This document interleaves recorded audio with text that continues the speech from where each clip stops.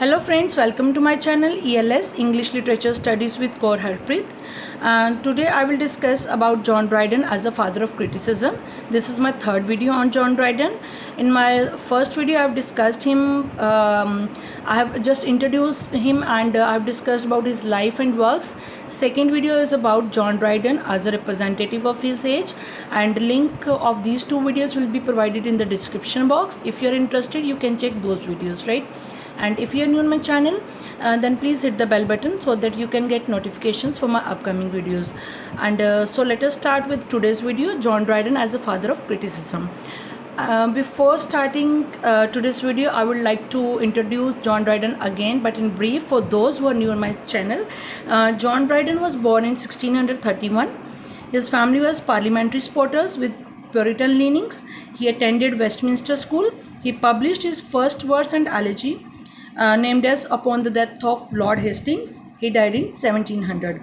And if you want to know more about him, you can watch those videos, right? He was a playwright, a poet who was excellent in his works, and that is the reason that his works are still worthy of much admiration and we are reading him in our literature, right? So let us start. John Dryden. He is rightly considered as the father of English criticism.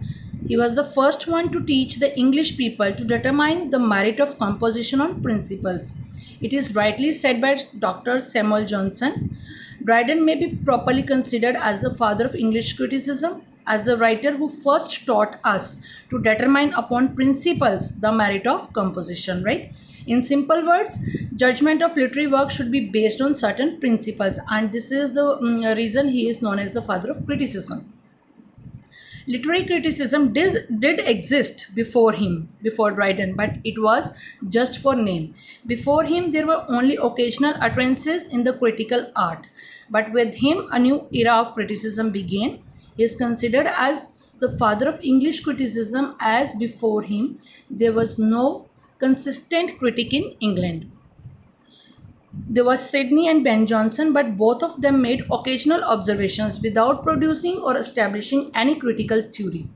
It is Dryden who evolved and articulated critical principles for his practical literary appreciation, right? He was a versatile genius who wrote poetry, prose, drama. He was also a translator and a literary critic. Much of literary criticism is informal, self-vindicating and occasional. There is only one formal critical work, and that is Dryden's critic work, named as Essay of Dramatic Poesy. And his other works include three classical lives, named as Plutarch, Polybius and Lucian.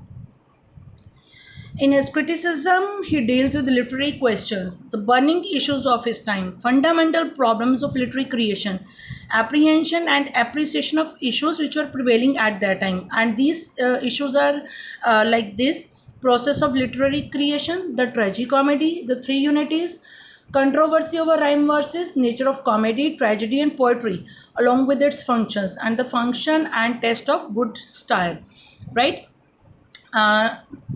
When we talk about criticism, there are three types of criticism, and Dryden, we can say Dryden is the founder of descriptive criticism, right? In his time there was prevailing three types of criticism, and he was the founder of descriptive criticism.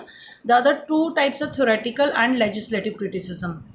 Firstly, let us discuss about legislative criticism. It includes books on rhetoric, and the purpose of legislative criticism was to teach the poet how to write better poetry, and this type of criticism flourished before him. Next is theoretical criticism. It was based on the literary theories and it is used by modern critics. And descriptive criticism or analysis of existing literary works, this is more voluminous, and this type of criticism possesses life of its own, right? All English critics before Dryden, like Sidney, Ben Jonson, they were critics of legislative and theoretical kind. None of them was concerned with literary work for interpretation and appreciation. It was the Dryden, or we can say Dryden was the first one to establish a new tradition, that is to attempt descriptive criticism. As a critic, Dryden was influenced by ancient Greek and Roman critics like Aristotle, Longinus and Horace. He was influenced by these people.